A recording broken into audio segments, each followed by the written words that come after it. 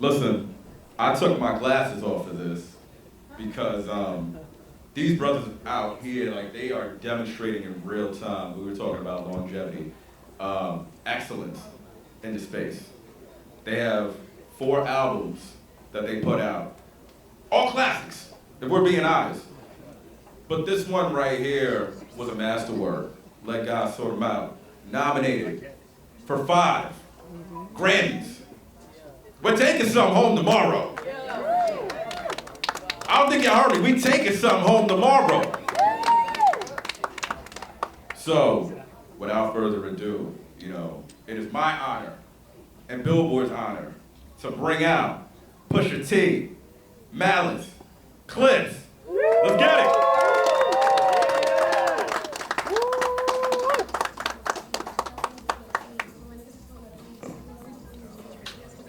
How you feeling, bud? I'm doing good, man. How you doing? I'm good, man. How y'all feeling?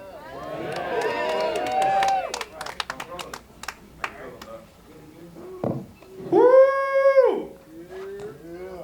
I feel the trophy energy. I feel it just oozing off y'all. Right. I hope you're right. I mean, before I even fully dive in, we are literally 24 hours away from the Grammys. How are you guys feeling? Lucky. Malice? I see you been smiling like I'm saying I feel good. I feel blessed. Glad to be here. Yeah. When you guys think of the number 5, knowing that you guys have put in 20 years in this, how special is this moment for you guys at this stage of your career? I mean, it's extremely special. I feel like this happening with Clipse, me being with my brother is the only way it should be, honestly. And even, just doing this with Pharrell and us collectively, just being together. It feels like, man, high school. Yeah. Yeah. There's always been this conversation. I remember actually, I was talking to Offset about it a while ago. There's always this talk about ageism in hip hop. You don't hear it when it comes to country, when it comes to rock and pop, but in hip hop it's a different kind of discussion where it's a young man's game. Why do you think now that narrative is changing? I don't think that's the narrative that ever should have been. Yeah. I think it's about tapping into your talent. I also think it's about having something to say and sharing your real life journey. I think that's what makes it special, and I think that lends itself to the art and it being good. I agree. Push? What's the question? No. No, I mean, I was heard saying the answer, but I was saying in terms of there's always been a conversation about ageism in hip hop. Why do you feel now the narrative is changing? Well, I mean, I don't know. I mean, I feel like for us,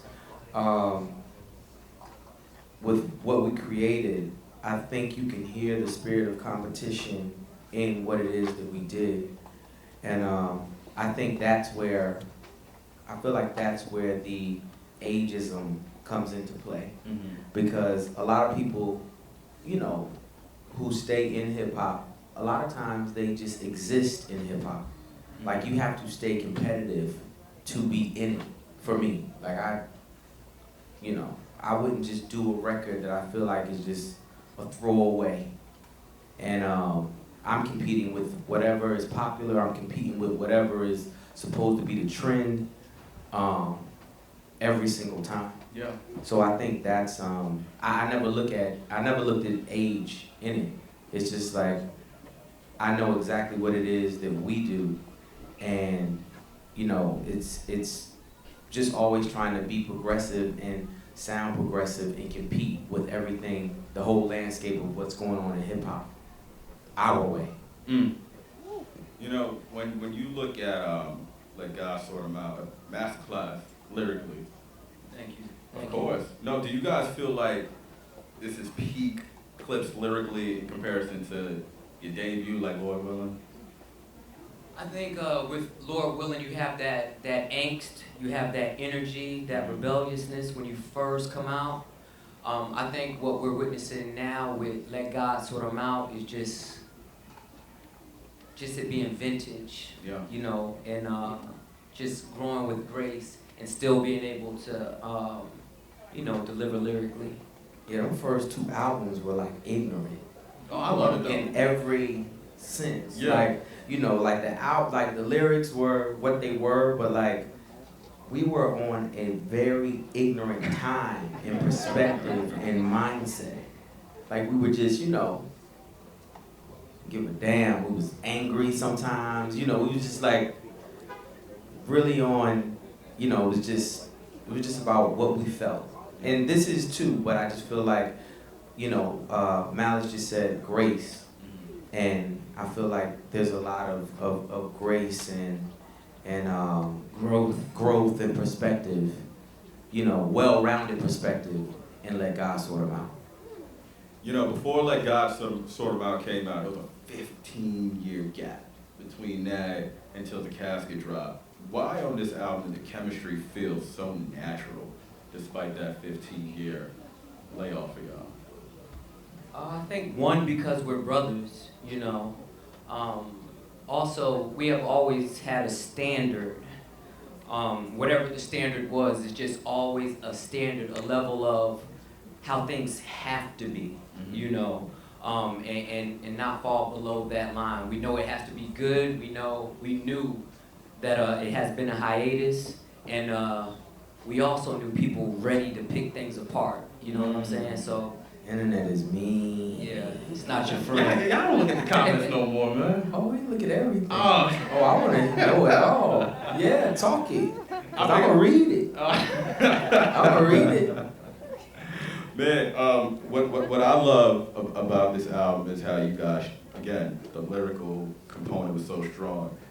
Push, when you look at some of Malice's verses, because Malice, man, the streets are saying, thank you. Listen, so you had some verses of the year, man. Push, was there anything that Malice wrote you like, shit, I kinda wish I penned that? Oh, nah, quite a few. I feel like there's so many things I wish I could have said on So Far Ahead. I wish I could have said I've been both Mason Bethers. You know, he had a lot of one-liners that were just incredible on the album. And just to go back to that lyric, you know, just the lyricism, Yeah. too, and the chemistry. I feel technically that chemistry came across because of the rules that we set. We had to rhyme in patterns the whole album. So I think that sort of lended itself to us having an organic chemistry because we basically just honed in on a stencil or a pattern, and we both, you know, followed that pattern or tweaked it, you know, a little bit between the verses.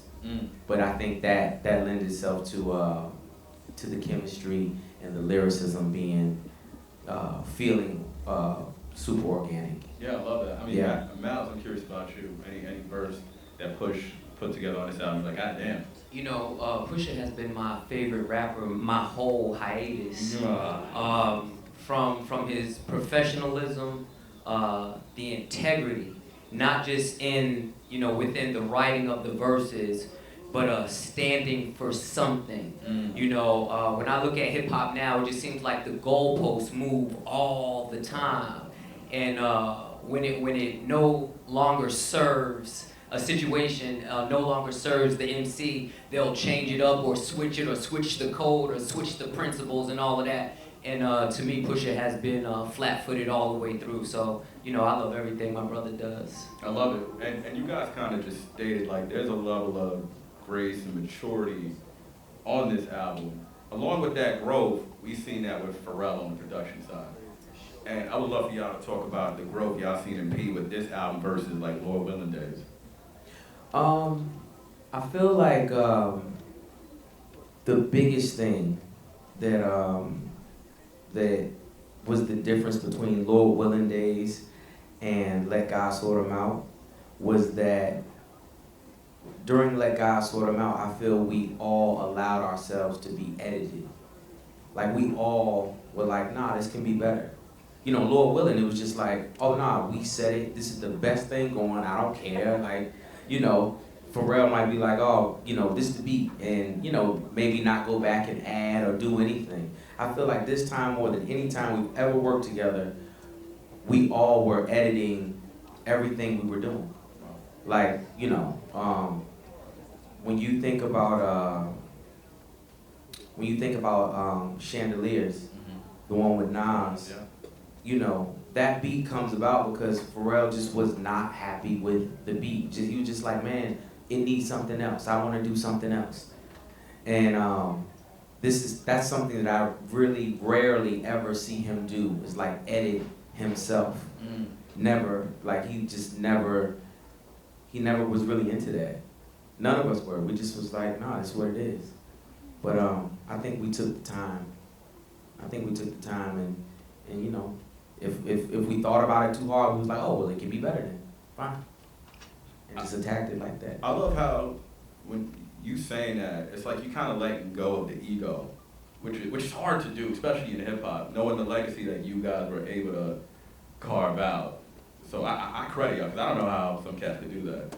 Yeah, like letting go of the ego, cause you have to. It's rap, so you gotta have so much bravado. Like you gotta at all times. Like you know, when you outside, when you're, you know, in your show, in your hostings. I feel like in the studio, you better let it go. You better cook and try to figure yourself out and be honest with yourself in the studio. And I think that's something that we, you know, and not be lazy. You gotta be honest. You can't be lazy. You know, if the bar don't hit, then the bar just don't hit, and you got to go back to it. And it happened. It happened so many times in this process. This record, man, it hit home. I'm sure for a lot of people, it hit home for me specifically. Birds Don't Sing. I would love for you guys to kind of walk us through like the different stages of grief. You know, losing your parents, but then putting that pen to paper for the first time, then recording it, and then seeing how it just has been widely resonating with everybody. I think as far as with Birds Don't Sing, that's something that everybody goes through. Yeah.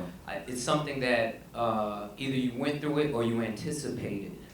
I think the fact that we just wrote our experience, I didn't have to do too much thinking, you know, on it. I just shared what I experienced.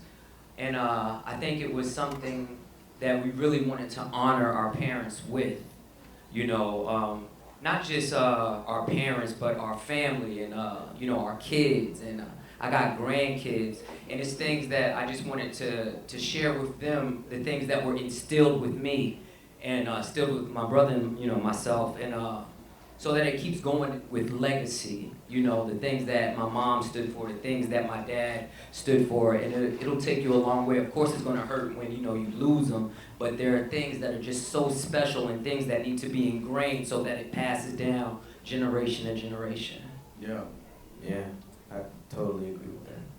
I mean, Push, I'm curious for you, especially with that record, and Malice too, like, when you guys hear it now, because Malice, it's kind of like you're saying, it's now in a more positive light, you know, how you guys are able to view it in terms of the passing of your parents, because I know initially it was tough, where it's like, it's more like, you know, paying homage.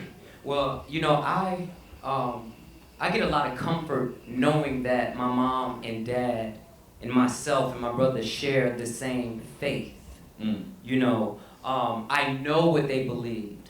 I know that, you know, my dad would never want me to just sit around and just wallowing in grief. You know, I can hear his voice and say, you know, you better get up, you know, and do something. And, you know, don't just sit and mourn. And our faith is in Jesus Christ.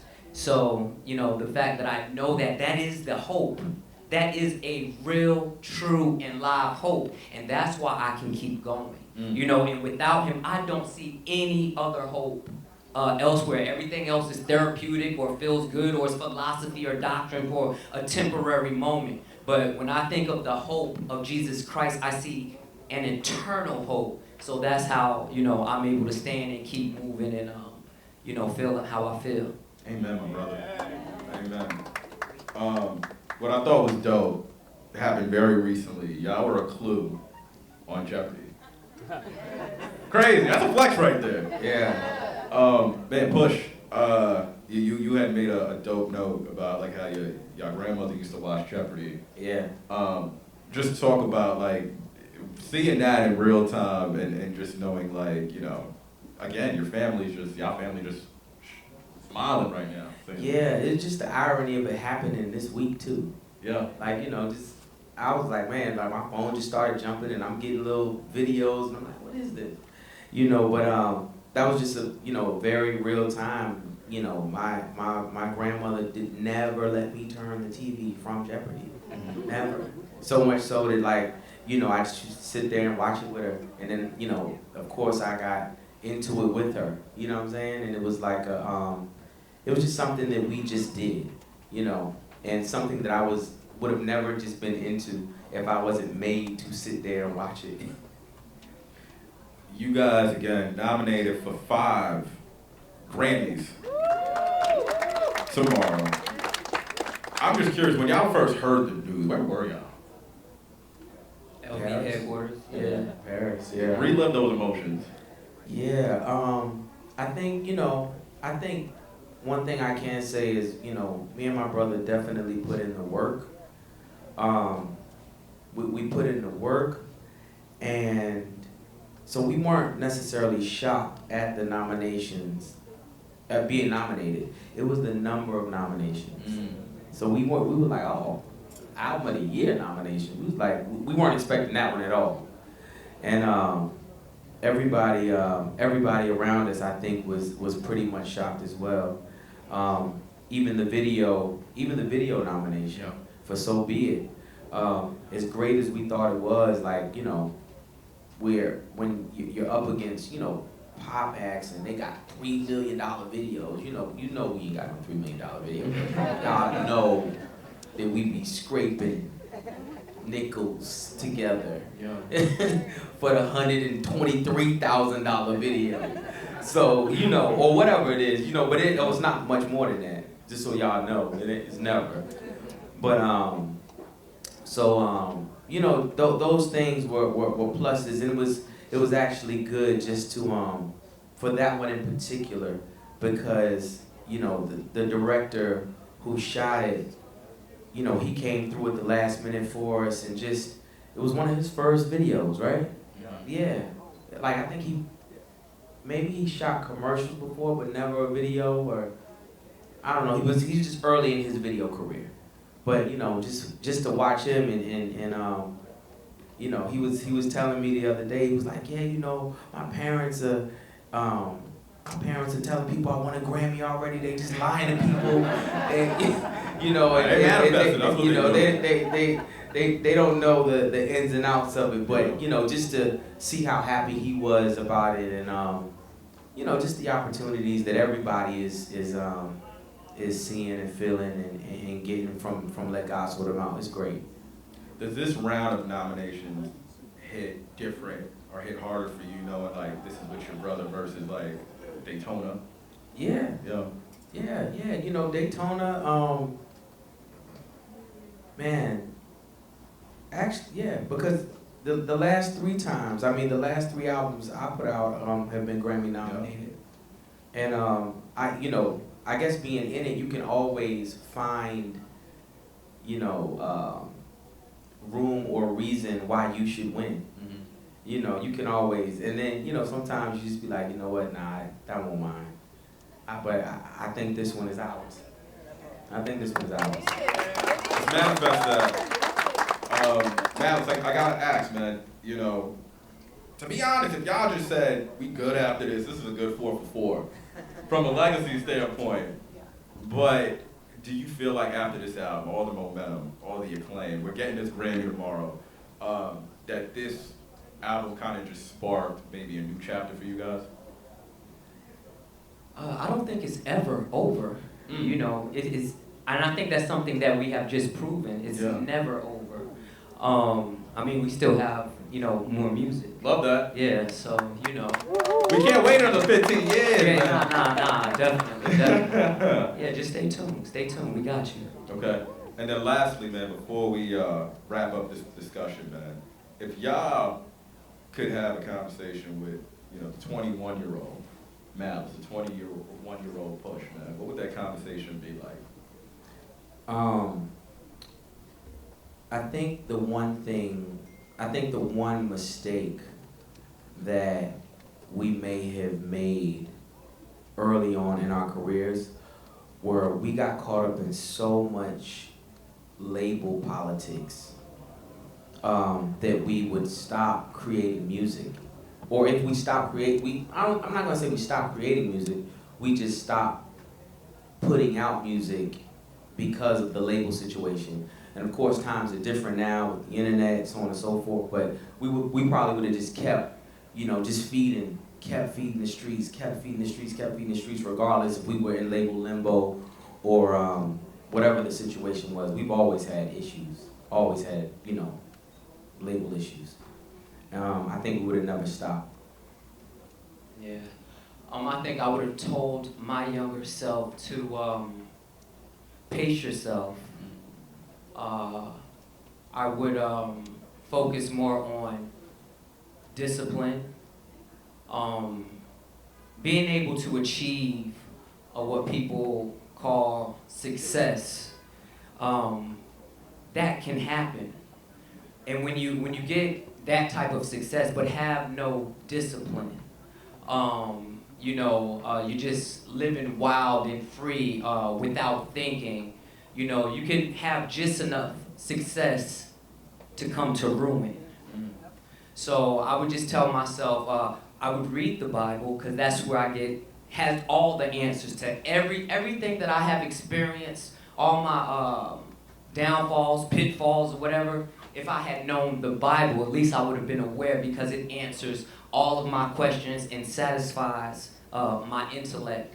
So it's not so much about acquiring or obtaining, but it is the discipline, you know, that makes all the difference. Yeah, I wish I was way more disciplined and regimented and like I am today. Like right now, man, I was nothing like that at 21. I mean, listen, I know I was talking to some people in the back. Lunatic. And they were saying, listen, not only y'all aging gracefully, lyrically, everybody wants y'all skincare routine. So we're going to talk about it after this conversation. But no, seriously, y'all, thank you. We are wishing you the most. Thank you. Best luck tomorrow. 5 Grammy nominations. Clipse.